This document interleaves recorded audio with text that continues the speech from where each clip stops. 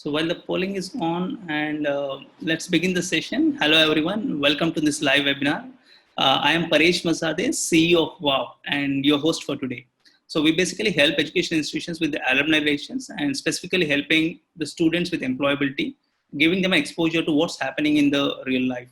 So this is a special series of webinars called Technology in Real Life, where we're getting experts in different industries, uh, topics like artificial intelligence, blockchain, IoT, gaming, cybersecurity, so all kinds of topics, and getting them to relate to your real life. How does it actually mean to you in what's happening in the outside world in your actual life, rather than just as a subject knowledge, right?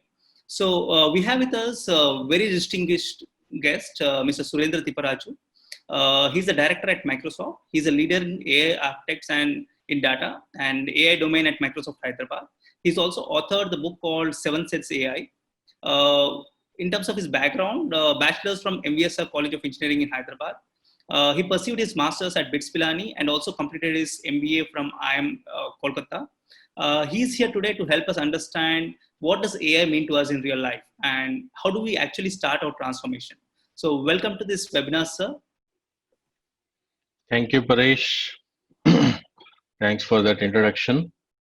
And very glad to actually participate in this session. And thanks to Paresh and to Max to bring this session. And usually, when we start the session, we talk about like what is the importance of learning, how to keep upgrading your skills, and all that stuff. But very pleased to see like so many people register for the session on a Sunday morning. So we don't have to really emphasize the commitment towards learning from this forum. Okay. So with that, let's jump in right away. Uh, shall I share the screen, Yes. Paresh? Yes. Okay. Okay.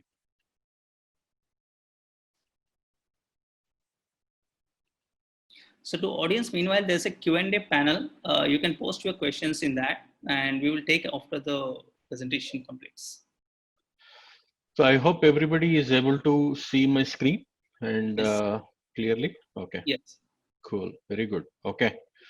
So today morning, let's, as Paresh was mentioning in the introduction, what we will try to touch base is I see like a mix bag and with the majority of the student community joining the session.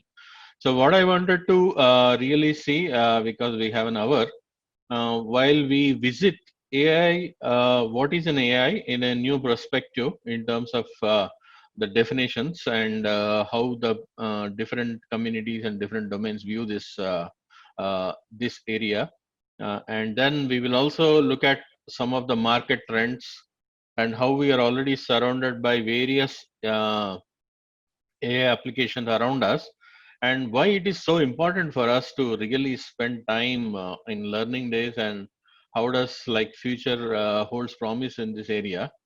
And then one of the important topics which I want to touch base and share with this community, especially being the students and academia and some of the alumni, is there is a lot of hype around AI, but at the same time, where do we start and what are the building blocks of an AI? I wanted to give you a kind of a structured view and a kind of a method to a madness, if I would call it, so that you can actually think about your transformational journey, no matter which domain and which background you are in. And there is also a prominent question about how the AI is going to impact all of us. So there are some foundational principles in terms of when you are building an AI application, what are the ethics and what are the ethical AI mean to us? And from there, we can talk about what could be the next steps. Okay. So now let's talk about what is AI mean. And when we actually give this question out, you get various definitions. Artificial intelligence is definitely a prominent one where everybody will say. And then next comes some might say even augmented intelligence. What that means is like based on the domain and based on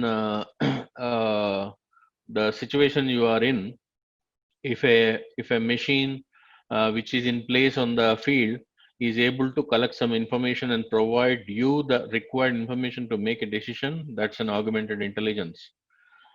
And in case of robotics and the manufacturing field, where a lot of machines are deployed to basically take care of some of the repetitive tasks on their own based on the situation. And in that case, it's an automated intelligence. And augmented reality is definitely catching up a lot, especially given we are all like kind of working remotely and we are able to access the different assets remotely. Augmented reality is definitely catching up today, and robotics and machine learning. So if if we actually ponder upon the same question, which definition is the right or wrong? There is nothing like a right or wrong in this case, based on the context on which we are operating and based on the industry we are in. Every definition holds good, and that has been my experience in working with various industries. And everybody, based on their context and situation, they come up with saying that we are in robotics space and we want to build better learning algorithms for robotics. And in same case, in case of academia, they would say like we want to build one of the best performing machine learning algorithms, which is also a building block of an AI. So no matter whom you talk and where you talk, each of this definition holds good in their own context, actually. So let's look at a little bit of history.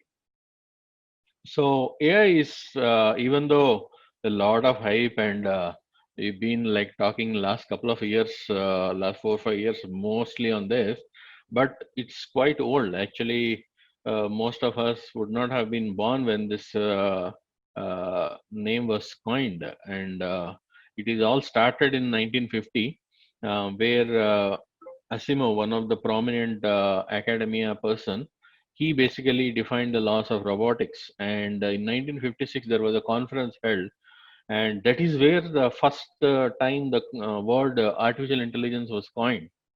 And from there on, what happened was very interesting aspect. At that point of time, the artificial intelligence was primarily restricted to the academic institutions with like a lot of deep research, and the amount of computing, the amount of storage or networking that is required didn't had enough resources to really productionize and bring it to the mainstream. And that is where almost from 1980 to even like mid of 2000, there's nothing much on AI as such we heard about it, and it was mostly restricted on a back end research topic. And in fact, it is that period is called as AI winter.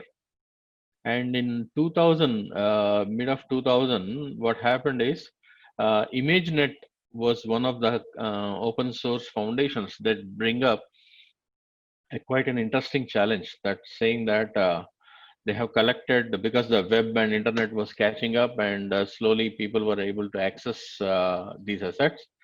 They created the repository of all the images, and they basically published a challenge saying that how how can you teach a machine to recognize these images. And the images could be the people, objects, animals, trees, or it could be even letters, handwritten letters.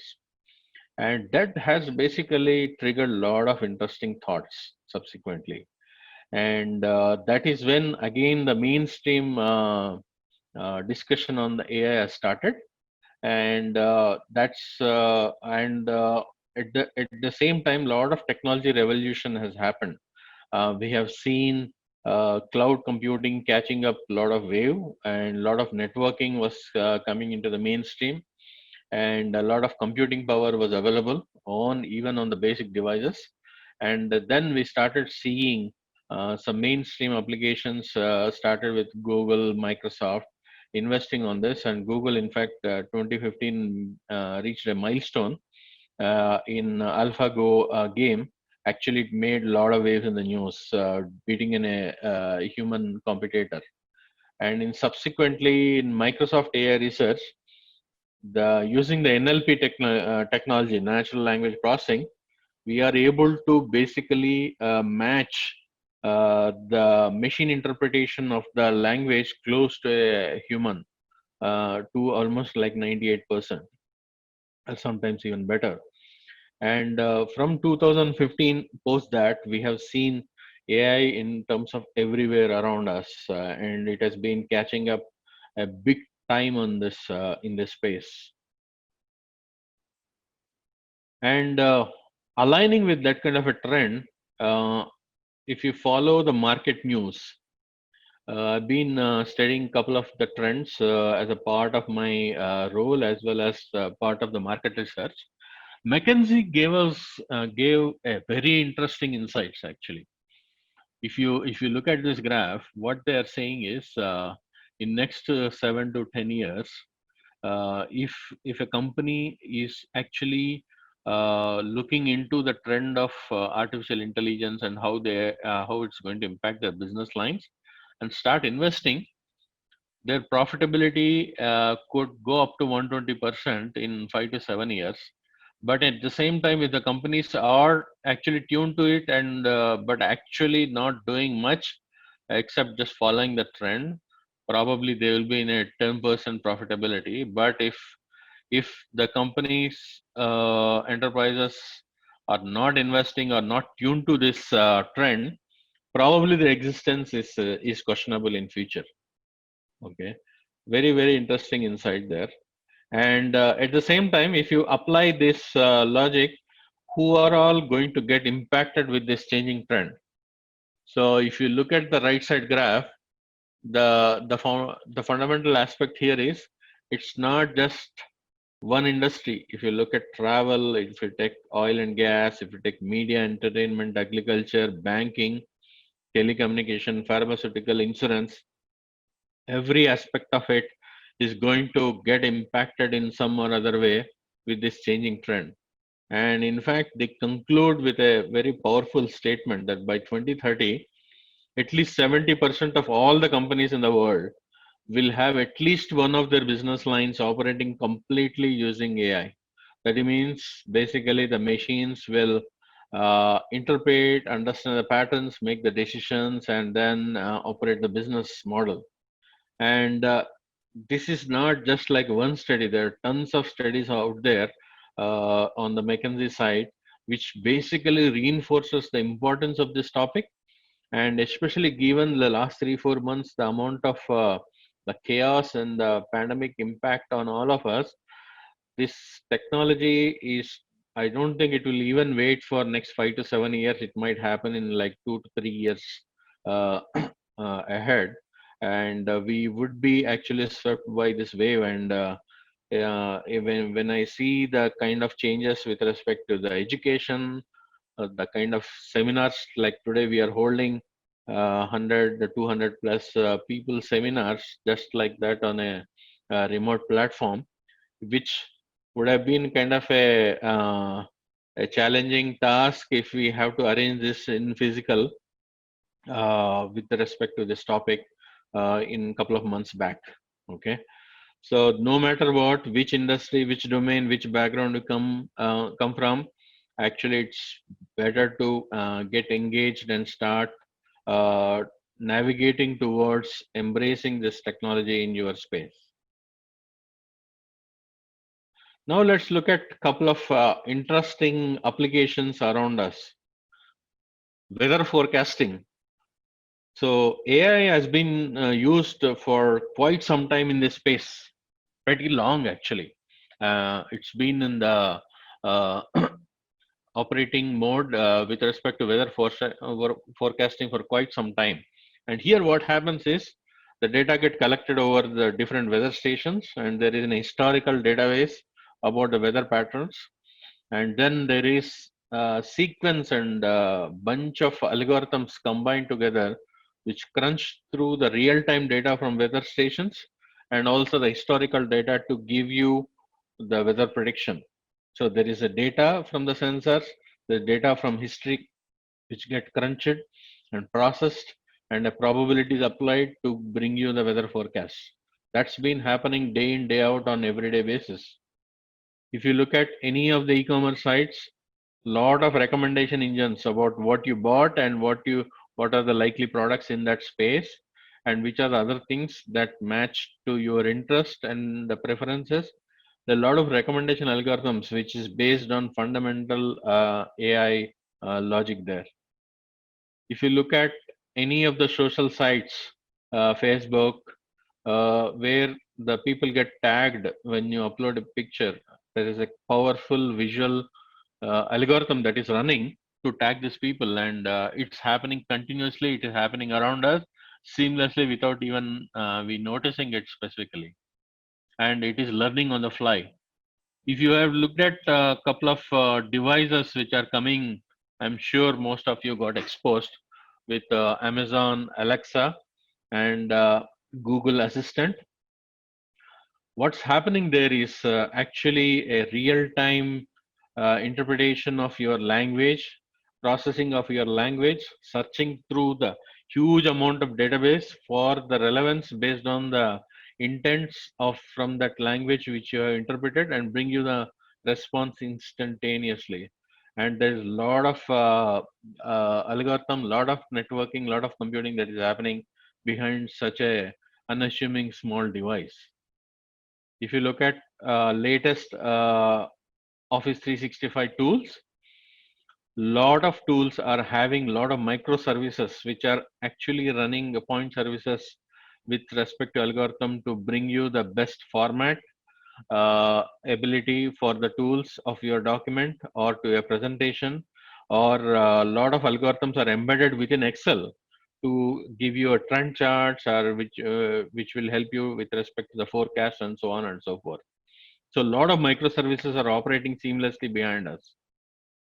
If you look at like Google Route Maps, a lot of AI happening there. It is collecting the real-time data as we move, and it is correlating with the other other information that is coming through the commuters on the same route, and it is also calculating the distance from the map database and giving you the most optimal way to reach your destination. So a lot of things which we are already surrounded, and pretty soon we will be seeing a lot of like self-driving cars, which is kind of a deja vu moment where all the information, the visual information, sensor information, uh, all that combined together to make that seamless driving experience without human intervention. And if you had have noticed of late in the COVID crisis, lot of work that has happened on the background with respect to how the AI is playing. Lot of companies are investing. If you had have followed World Health Organization reports, lot of insights, real-time insights that is happening based on how the pandemics is impacting, what are the measures are taken, and make a decision in terms of lockdowns and in terms of planning for the economy to open, and what are so on and so forth. And then at the same time, in couple of healthcare industry, lot of applications have been deployed of late to really tackle this. So whether we perceive it or not, what's happening is we are surrounded by these applications, and they are actually helping us in terms of how we go on with our life, go on with our day-to-day routines seamlessly. And if you actually put it in perspective of what is happening with respect to all these things around us, is you can put it in a very simple equation. So there is lot of data that is being getting collected through sensors, to weather station in case of weather information, transactions over the web, or uh, or uh, or through the various platforms, shopping patterns. So data can come from anywhere, from any direction, And from that data, you basically understand the patterns and you derive the insights. So when you understand the patterns, you basically latch on to the trends that is happening. You find out what are the anomalies within the patterns, and then you try to apply with the probability of what are the predictions in that. And once you have understand the patterns and gain the insights, that's where you make the decisions out of it. So this is the fundamental building block of any AI system. And when you repeat that decision making over multiple applications and multiple modes, be it a mobile application, be it a microservice, or be it a desktop application, you are actually automating that decision making power. And that's where you would have actually enabled the AI. So when you are going forward, when you look around all the trends and all the applications, be it an Alexa, be it news trends, or somebody predicting weather, or somebody is predicting how the pandemic is shaping up, how the economy is getting impacted. Look out this equation there, and how does it fit in with respect to defining uh, the application of AI in our day-to-day life. So the simple equation basically gives you the perspectives how to like basically understand the journey towards AI. And what actually driving this trend is fundamentally access to a lot of cloud computing and ability to collect data. Be it, let's say, if you go to an agriculture, today, a lot of technology is in place in terms of collecting the soil information, the moisture information, the weather information, and the tribal knowledge of the farmers. Mobile phone is everywhere. Using just like that platform, you can collect tremendous amount of information and data it in any scenario. And then there are a lot of algorithms which are coming to the mainstream, which have been published as a services, like for example cognitive services from Microsoft, or TensorFlow, or Google Analytics. All these are embedded with powerful algorithms, which you don't have to really go and understand the complexity of those algorithms, but use them as a service, giving you the power to crunch through this data and make predictions. And you can all this you can do on a cloud platform where you have access to very powerful computing and a very powerful storage platform.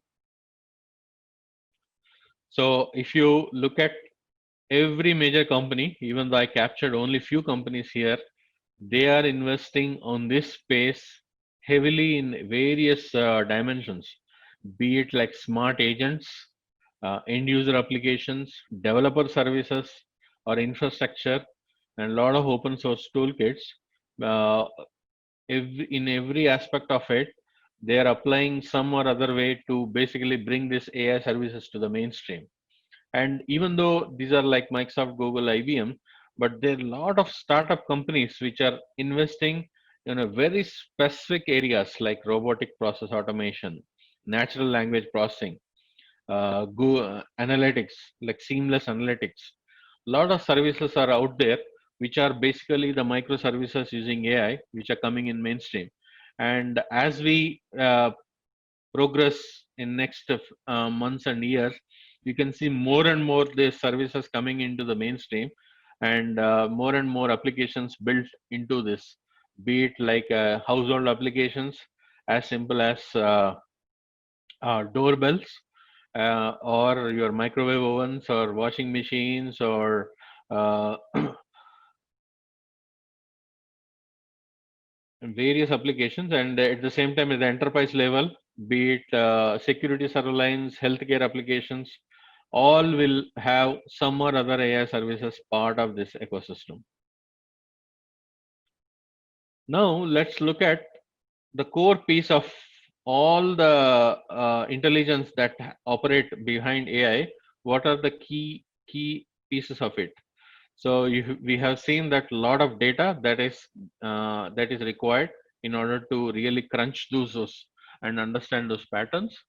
And then we should develop an ability to teach the machine to understand those patterns.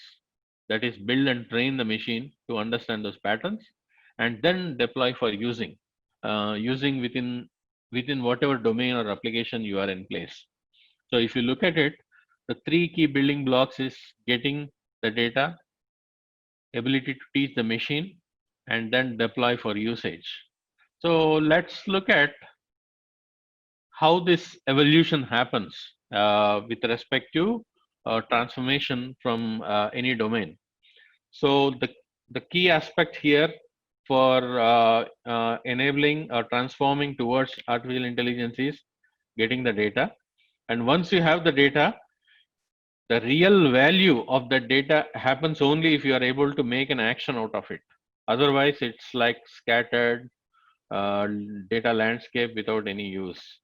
So the first step towards deriving the value from that data happens in something called business intelligence. So this, generally in the journey of AI, BI comes as one of the first building blocks towards that journey. And what business intelligence specifically addresses is what happened, the question of what happened and why did it happen. So if you relate it to the COVID situation back, which is very relevant and which we are all going through, every day you see a lot of reports that are getting published either through a web or through newspapers or through various forums. And basically what they are trying to address is what happened, which country has impacted more, what is the population there, who are all the people in that zone that are getting impacted. So that is what is happening with respect to the static reports. And then evolution of that reports is why did it happen, whether there is a lot of like people moving around in clusters, and whether it's impacting their mm, spread of diseases. So it is trying to answer these two questions, and once you have the answers to these two questions, what happens is there is a manual process, there is a policy body which looks at these reports and tries to derive the decisions, whether lockdown has to be extended, whether certain businesses can operate, and what kind of precautions one has to take, what kind of medical equipment that is required, which are the clusters that has to be defined as containment zones. So all that is happening based on this BI reports, and then action is taken. So there is a first stage of building block is this BI, and once you have the BI, the next evolution that happens is moving to an artificial intelligence, which is termed as an AI. So here you are extending the response to those what happened and what did happen questions to what will happen. So you are basically generating the capability to predict the next set based on the patterns which you understood. And if you have the predictions in hand, obviously what are the recommendations that has to be given out, and if those recommendations can be automated, can it be repeatable. So if you look at this graph, what happens is once you move from BI to AI, the manual process of predictions, recommendations, and automating will come down, and you can actually teach a machine to take a decision on your behalf based on the recommendations and the repeatable options that are available within that context. And that is when the real value of AI will come into picture through automation. So uh, the building blocks is definitely starts with BI. When you are trying to start your journey, think about various BI options to answer these questions. And once you basically mature in that process, slowly you will be looking at ability to predict, ability to recommend, and ability to operate and automate within that context, and start your journey towards artificial intelligence. So here, I don't know whether you are able to see the video, but I will play and just like give a little bit of voiceover here. Microsoft and Microsoft has been working together to basically bring the power of BI and AI to the farmers. Here, in this context, what happens is, especially in our Deccan Plateau, we have a lot of arid region where a lot of rain. It's farming is based on rainfall, and prediction of the crop is always a big challenge here. So what happens is, with ICRISAT having the data about the soil, soil content, soil nutrients, soil moisture, and weather forecast information, which is available again for everyone. What Microsoft has done is we have put together a team of data scientists and analysts together, and we have collected what kind of crops which have been grown in that region based on the tribal knowledge from the farmers. And then we have collated all this information to basically understand the patterns. And when we understood the patterns, we thought like there could be a better recommendation to the farmers in terms of when they sow the seeds, what kind of moisture or fertilizer they can use at what point of time, so that they can actually benefit by higher yield and higher crops. By combining this information, which is coming from the soil, which is coming from weather, which is coming from the human intelligence or intellect, we are able to successfully deploy this model, giving the recommendations through a simple mobile application, that when they can start sowing, and what is the right amount of moisture that is available. So interestingly, instead of actually the sowing on a particular date, we said that sow it after a week, where the moisture would have mixed with the nutrients and they will give a better yield. And we have basically put that in terms of the data to action model, and also agriculture scientists were monitoring this through dashboards. And what we have seen is tremendous amount of transformation here, where from the same crop and from the same fields, the farmers are able to benefit with 30 to 35% more yield in the subsequent season. And this pilot, which we have done, now been extended to larger set of farmers in various villages. So here you see the mix of the people.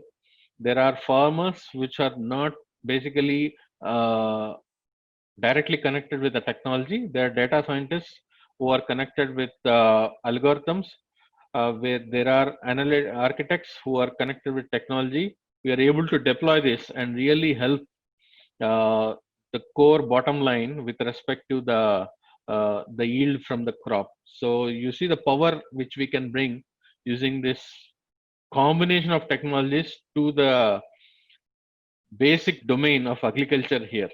And there are tons of case studies in this space. If we actually go how Microsoft is helping in this space. And if we actually go back to the basics about how do we really build this AI, and whether be it an ICRISAT story, or whether be it in an airline industry, or whether be it in healthcare industry, how do we really actually start and how do we build an AI could be a question.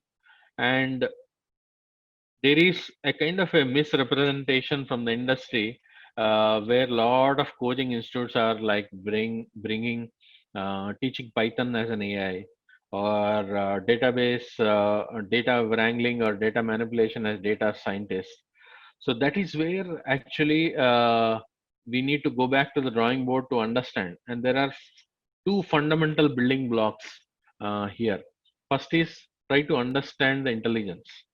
How do we really model the intelligence? And once you model that intelligence, you can apply that intelligence in any domain, be it healthcare, be it manufacturing, be it self-driving cars, any aspect of it. And understanding intelligence can happen in various aspects. It can happen through vision, it can happen through language, it can happen through documents, it can come through sensors, or it can happen through business rules, or it can happen through data patterns. And when you say understanding intelligence, how do you teach a machine to really pick up those intelligent aspects to make a decision on our behalf? So there are three fundamental building blocks of supervised learning, unsupervised learning, and reinforcement learning.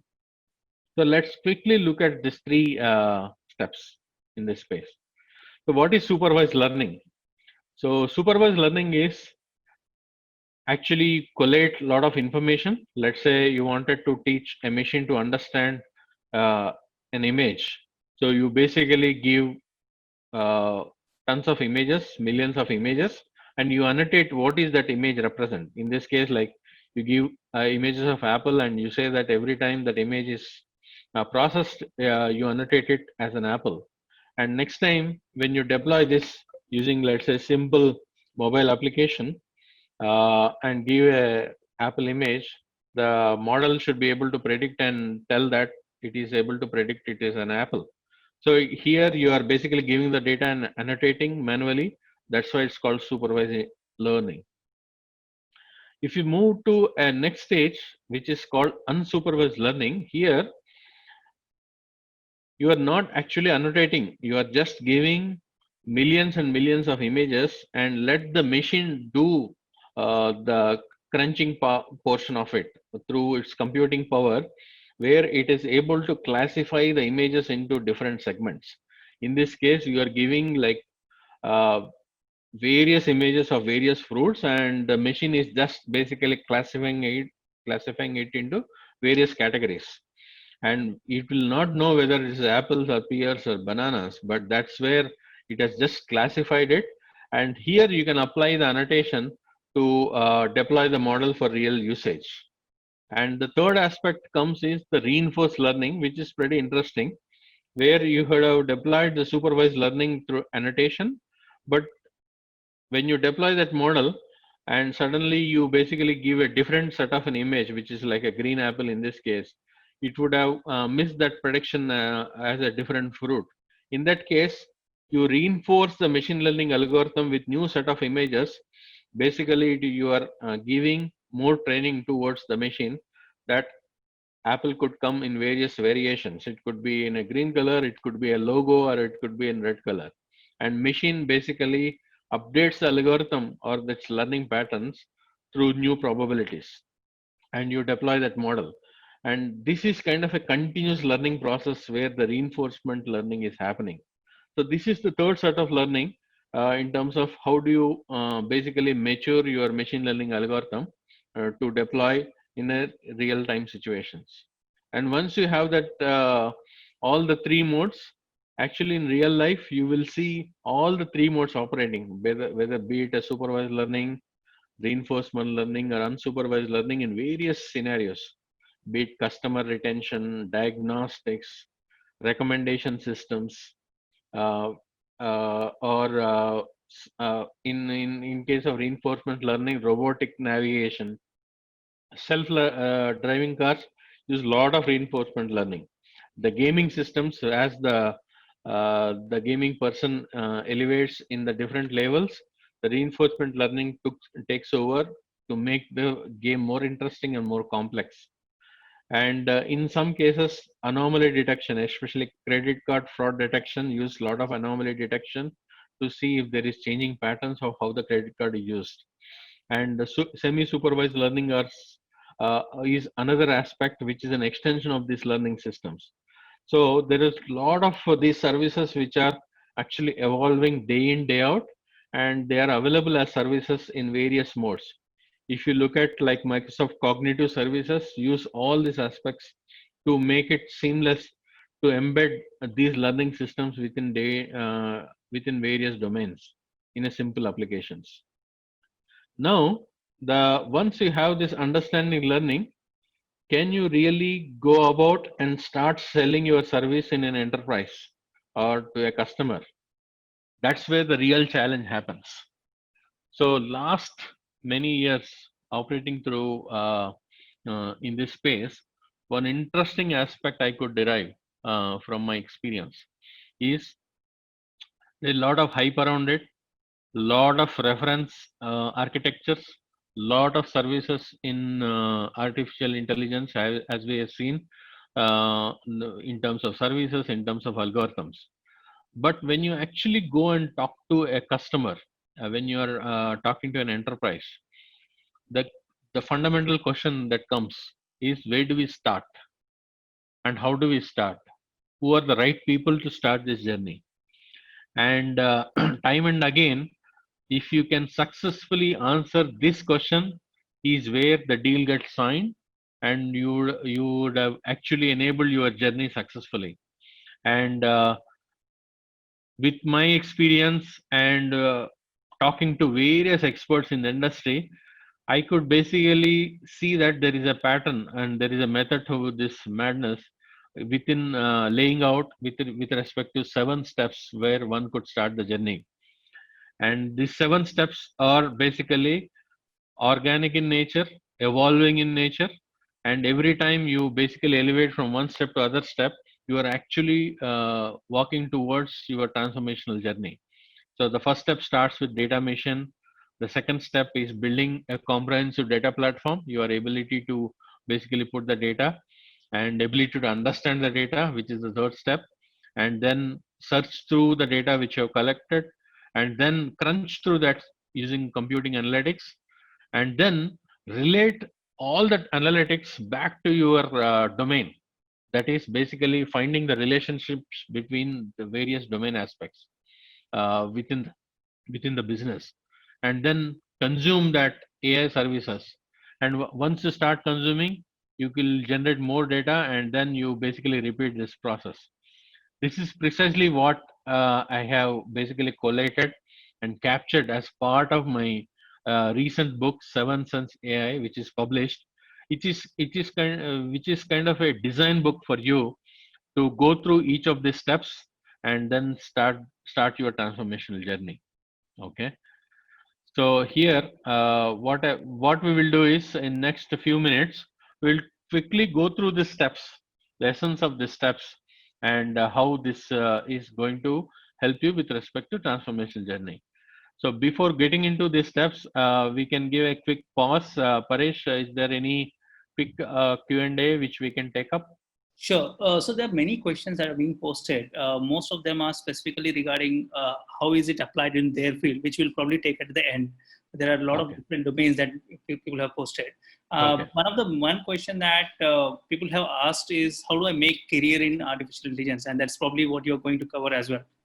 Sure. That's Yeah. a common question again. So I think Okay. we can go ahead with that, and then we'll Okay, take questions. fantastic. Okay, I think the if I pivot around the question, how do we start my career in AI, and what does it take to basically elevate yourself and build your skills? Let's look at the steps, and this should give you a good reference. How do we really go about developing your skill set? So the first step with respect to any understanding in the domain of AI is the company or the enterprise or academia recognizing that data is the core essence of building blocks of AI. And once you recognize this aspect, let me give you a little bit of a scenario here. I was actually talking to one of the uh, CEO of the company who basically operates in port management. And when so our sales team has sold all the hype about AI, and then we have arranged a workshop kind of a meeting with him within the Microsoft. And then once we got into a boardroom, again, like a lot of exchange of information about the port management, port analytic, port operations we could get from him. And then we took a small coffee break, and then he basically asked this very direct and a simple question, saying that, Suren, I know a lot of AI is out there, but what is that I should be able to do as a CEO of the company? So that's when is the simple question. Unless he is convinced, he will not be able to actually transform his company. And that's where we basically I could able to give him the two aspects. One is from the leadership angle, set the grand vision that data is the core essence, and basically empower your people, especially people in your operations, your CXO and CTOs, to make them as the key data collectors, so that in every aspect and every dimension and everything they do, uh, let them be kind of your data champions to collect the data. So transform your company vision that data is our mission and data is our asset. So that is the something which a leadership team has to do. So when you are starting your journey, recognize that data is your core essence and building block. And once you have recognized that aspect of it, the second step is to create a data platform which can host the amount of information which you are collecting. So data could be coming from your legacy systems. It could be coming from your sensor information in case of manufacturing field. In case you are in media and entertainment, your voice, video, text data is your information or data. If you are in like marketing and the social aspect, your social feeds is your data. The live feeds which are like in case of stock exchange, the live feeds is your data. And there could be a lot of unstructured data that could be coming. So your second step is building your data platform. So if you're thinking about AI career, understand the data platform in and out in comprehensive manner, ability to deal with your structured information like RDBMS systems, open source databases. How do you transform the data? How do you do the storage on the cloud? How do you build a data warehouse? These are all the aspects which you should have as a part of your agenda to build a very deep understanding with respect to data platform. How do you basically understand the streaming data? How do you understand IoT data?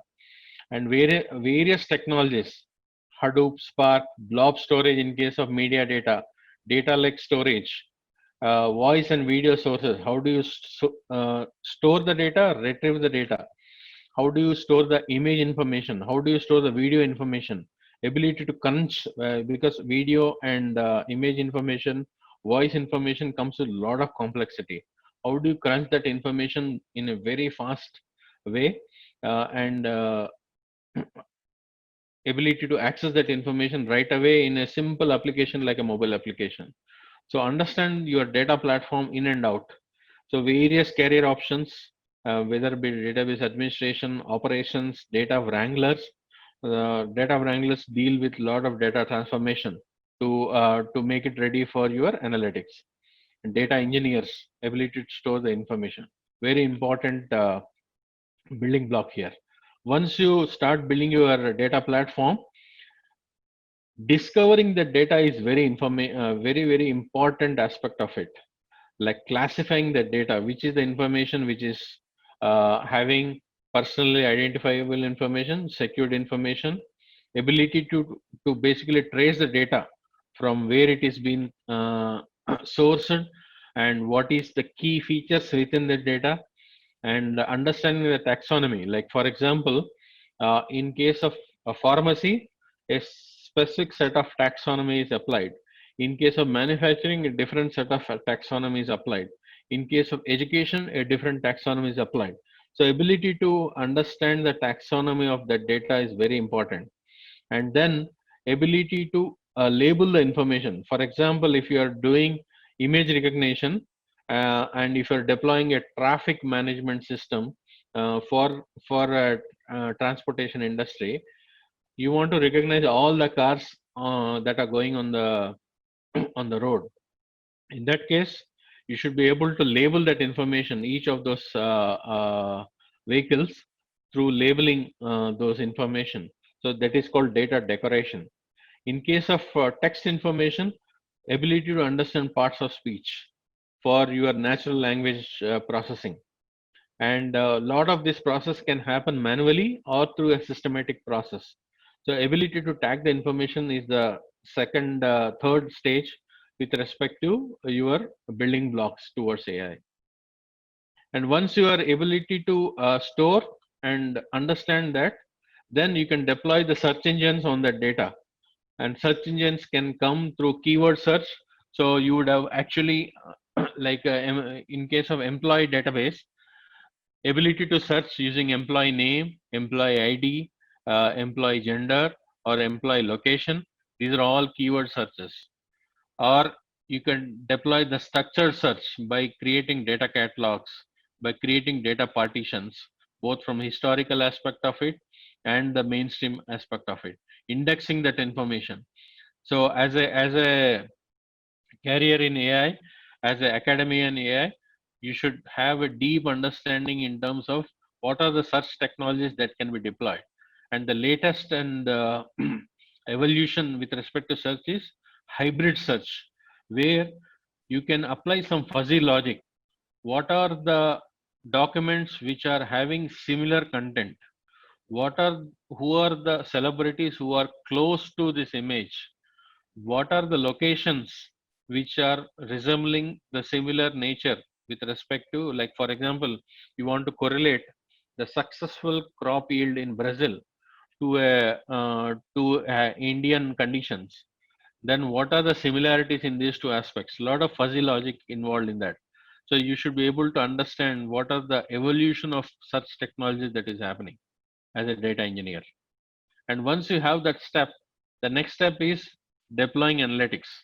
In deploying analytics, which is the core piece of your AI building blocks, there are three aspects: decision science, where whether you are coming from field or business stakeholders or domain experts, ability to interact with them to understand what is the decision making process in that domain, and then applying your data science capabilities in terms of BI and AI approaches, which we have seen earlier, in terms of analytics, predictions, and then ability to teach your machine.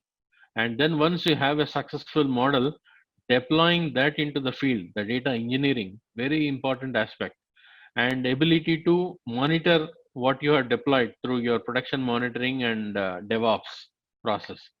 So this is where the crux of the AI happens. And when you are doing it, having the right team, having the right context, how do you basically deploy that and understand how your machine learning algorithm is behaving, and measure the business impact, whether your machine learning algorithm is ability to predict and bringing the best of the prediction to improve your business. Very, very important.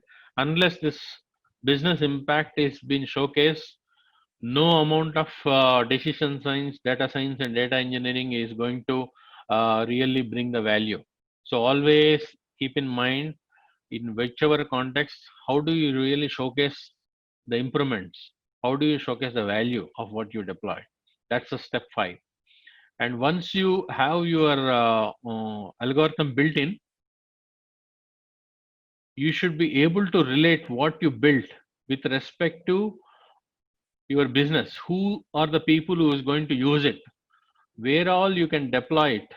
Where all this system can be leveraged? Who are all the people who are going to basically uh, get part of this? Like for example, in case of agriculture scenario, we have seen the farmers is one of the consumers, data scientists to build the machine learning algorithms, architects to bring the right technology, and the field agents who are who are basically key agents to go and deploy these applications to the farmers and be kind of a voice of the technology to help them to this change management process. So you should be able to have that graph of all the people in the ecosystem who are going to basically impact and use the system. And once you understand this graph, that's where you basically build the various modes of consuming AI. So you deploy your applications as an API as a part of your application, or as a part of mobile consumption, or part of your desktop application, or be it a simple intelligent bots. And what happens when you deploy all these applications through those modes, which is your AI core services, is that once they start using it, you should monitor it. And when you monitor it, you identify more anomalies or patterns. And once you understand those patterns, you deploy your reinforcement learning, which is your model management, and then start improving your AI services. So this is an eternal perpetual cycle when you start consuming AI. So by basically going through all these 7 steps, and at every step you are basically elevating yourself towards your journey of AI, you would have really triggered the transformational journey for an intelligent driven enterprise, intelligent driven organization. So if you are actually looking at building your career, take the step by step approach of all the 7 steps. And in each of these 7 steps, actually, what you will see is a milestone. Once you build a data platform, you would have reached the first milestone. Once you enable your search, second milestone. Once you build analytics, build graph, and consume AI, the third milestone. And you can celebrate the journey of AI towards this. So that's the basically how you shape yourself, shape your career, shape your learning abilities to start your journey towards AI. So with that, actually, I want to touch base one important aspect of it, which is ethical AI. So when you're building this, definitely you will face a lot of questions in terms of whether it's going to replace people, whether it's going to displace the jobs. So fundamental aspect of it is ability to have accountability on what you are building, and having the transparency of what type of data you are implementing. And you should basically apply the fairness in terms of uh, what are the places where you can apply AI, what are the places you cannot apply the AI. So wherever, because if you look at the fundamental building block is data and patterns. So it is basically your AI algorithm is predicting based on historical patterns that is happening.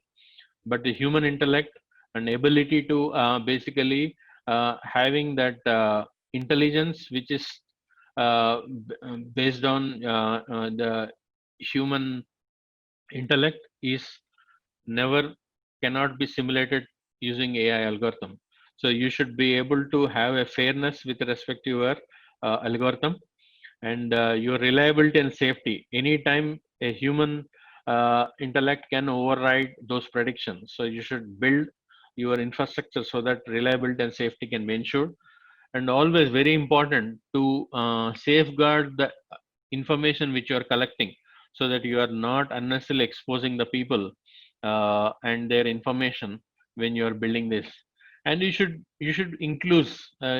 be very inclusive, because once you deploy the systems, various genders, various people of different capabilities and various backgrounds should be able to use these systems.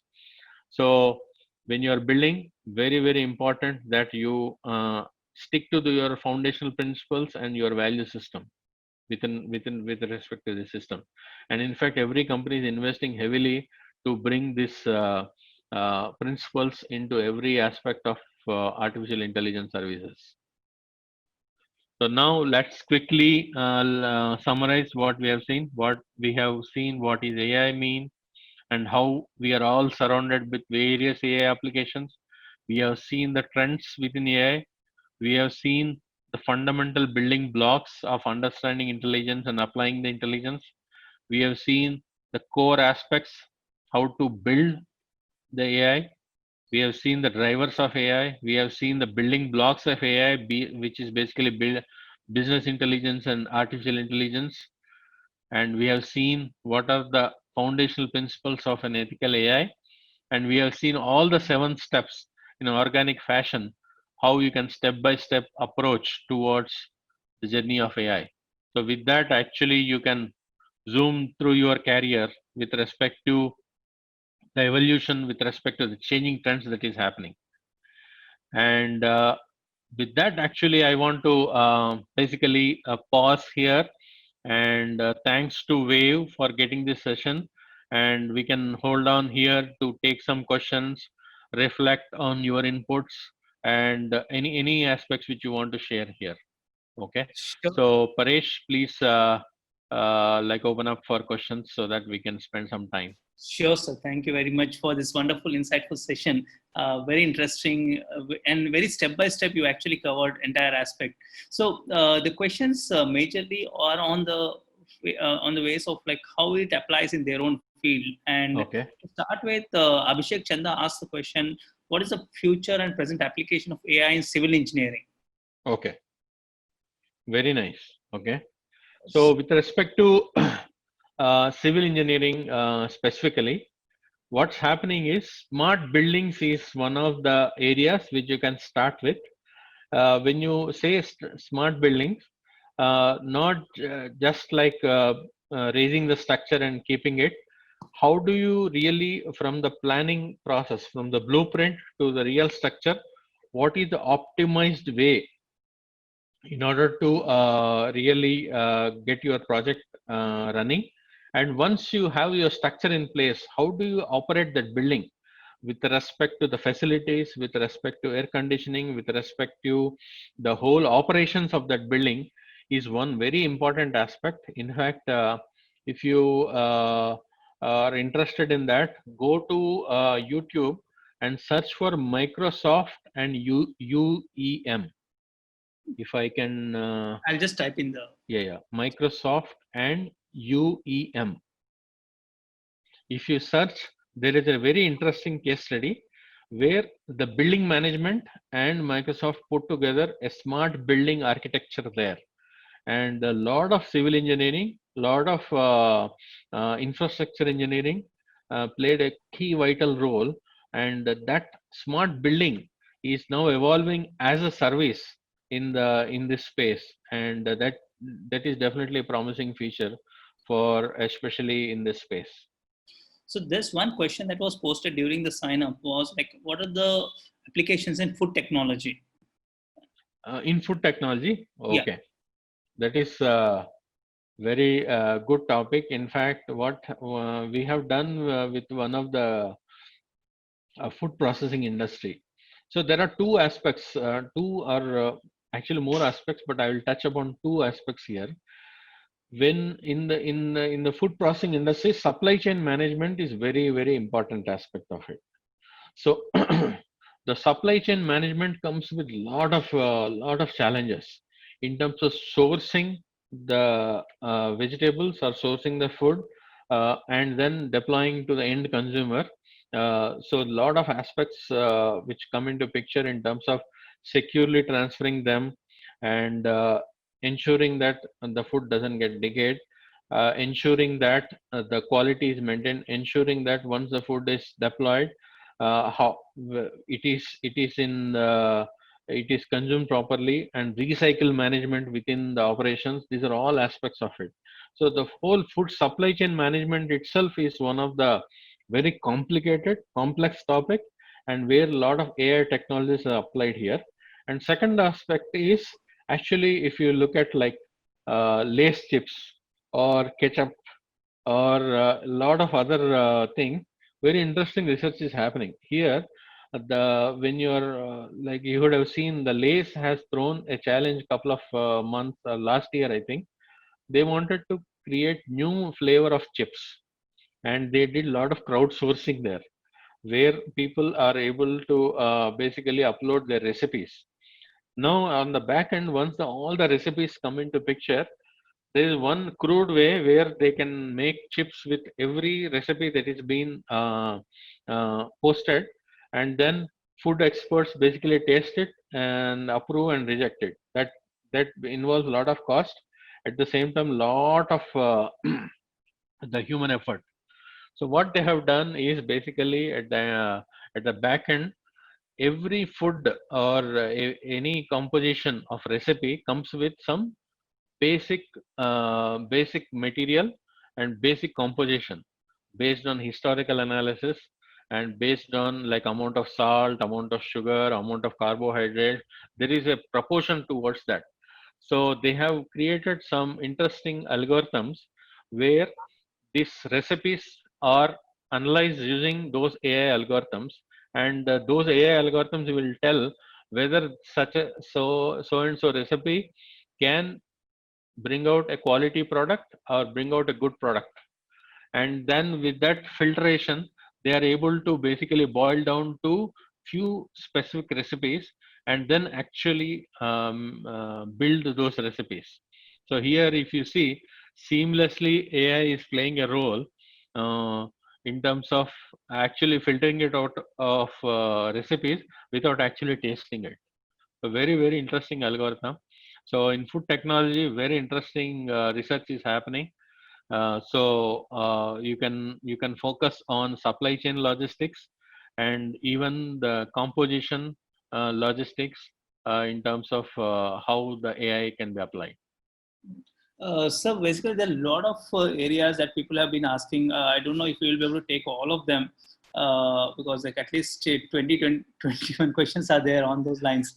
Very What? good. Actually, what you can do is capture this chat insight, share with me. Okay. So, so that I can like respond to them Okay. with respect to their question. And I see like few questions on the chat window.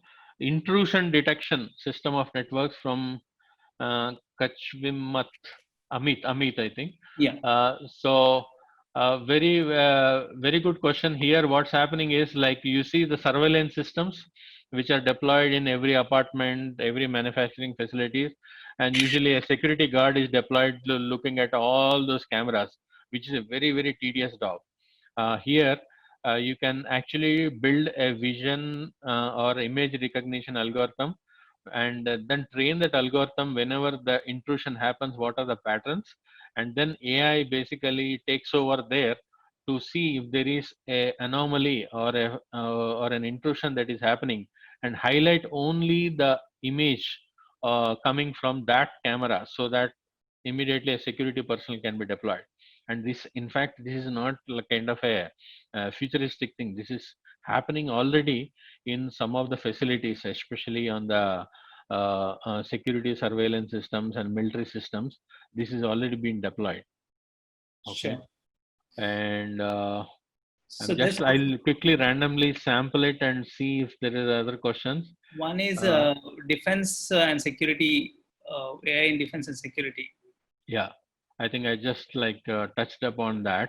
Yeah. So I can always emphasize more in terms of one-on-one questions So in the one email. question that's been asked during the sign up, I would probably want to put that same very important question by Girish Undale. He asked that we have been hearing about AI, and the foremost thing that comes to mind is about jobs. So Yeah. whether AI will actually create jobs or will create unemployment, because it either ways, right? Because AI as an opportunity is a huge thing that can create jobs, but it may Yeah. also replace a lot of jobs. So how do you see that? So very important concern and very valid concern as such. So what's happening is with respect to the evolution of AI, where you have seen some aspect of the human intelligence or human intellect, now you're transferring to a machine. Now, when you're doing that, definitely machine has a capability to crunch that and ability to make the decision much faster, much efficient way. So if you really look at that aspect of it, yes, there could be some aspects of it where the machines will take over that aspect of the jobs, especially like if you have seen the surveillance systems and or in some aspects of manufacturing. But at the same time, can machine comes to close to the human intellect in terms of art, in terms of healthcare? Can you replace a doctor treating a patient? Can you replace a teacher teaching a topic? I don't think present technology comes anyway close to the human intellect in those aspects of it. So what will happen in next, at least if let's leave about what happens in next 30 years or 50 years, which is detected in some of these fictional movies. Let's look at aspects of next 5 to 10 years. What happens is these algorithms is going to evolve and become mainstream services. So anybody who is in that domain, if we can develop the skill set to leverage these services and then improve their their business model, improve their products. For example, in case of healthcare, if a doctor can leverage some of these AI services to understand the patient history, understand the diagnostics, understanding what is happening in the with respect to research field, and have a capability, I mean, to bring all that information at his fingertips quickly, so that he can get to the core diagnosis faster and ease out the pain for the patient. And ability, because doctor cannot be everywhere. If we have seen in COVID situation, the COVID can spread anywhere, but doctor cannot reach everywhere. So through telemedicine technology, through remote management, if a doctor can understand and aspects of the patient condition and quickly suggest him some quick remedies before he can reach the hospital. So there are a lot of AI technologies happening in terms of patient management, in terms of medical management, in terms of deploying the healthcare and post condition care. These are all the aspects, the surround aspects of it, which can be leveraged.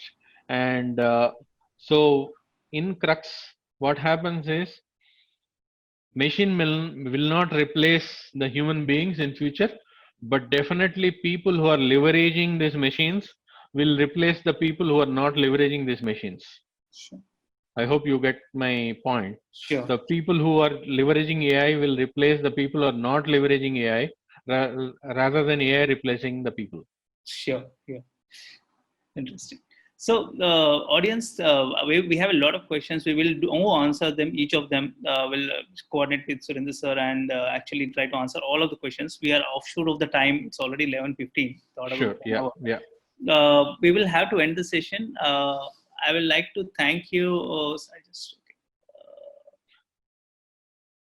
It's my pleasure, Paresh, and thanks for hosting this session. So you can also reach me over email, or you can also reach me through my site, surendrathiparaju.com, where a lot of information with respect to some of the questions which you raised, I have hosted it. And Sure. you can also reach me through my blog sites, through comments. And the book is also hosted on Amazon. Please feel free to get your copy and post your comments. Okay. And thanks, Wave, for having this. Yeah, I shared the link in the chat window as well. Okay. You can just sign. You can just search on 7 Sense AI in Amazon, and you can find that. So thank you, audience. Thank you very much for being participating in the session and asking so many questions. Really loved the entire session. And thank you, Surendra sir, for being here, spending your 1.5 hours with us, answering, putting it in so lovely fashion, which would probably not have got any time. And to the audience, we have further lot of sessions coming up in such way on topics like blockchain, IoT, robotics, game development, cyber security, everything related to how does it relate to in real life in the next week. Do tune into our Career Center website, careercc.wow.com, that you have registered on this. Do keep looking at on our, even there's a WhatsApp group where we keep posting you updates about what are the new webinars that are coming up. Thank you very much, everyone. With your permission, may I end the session, sir? Absolutely. Thank you so much, and have a good day. Sure. Thank you.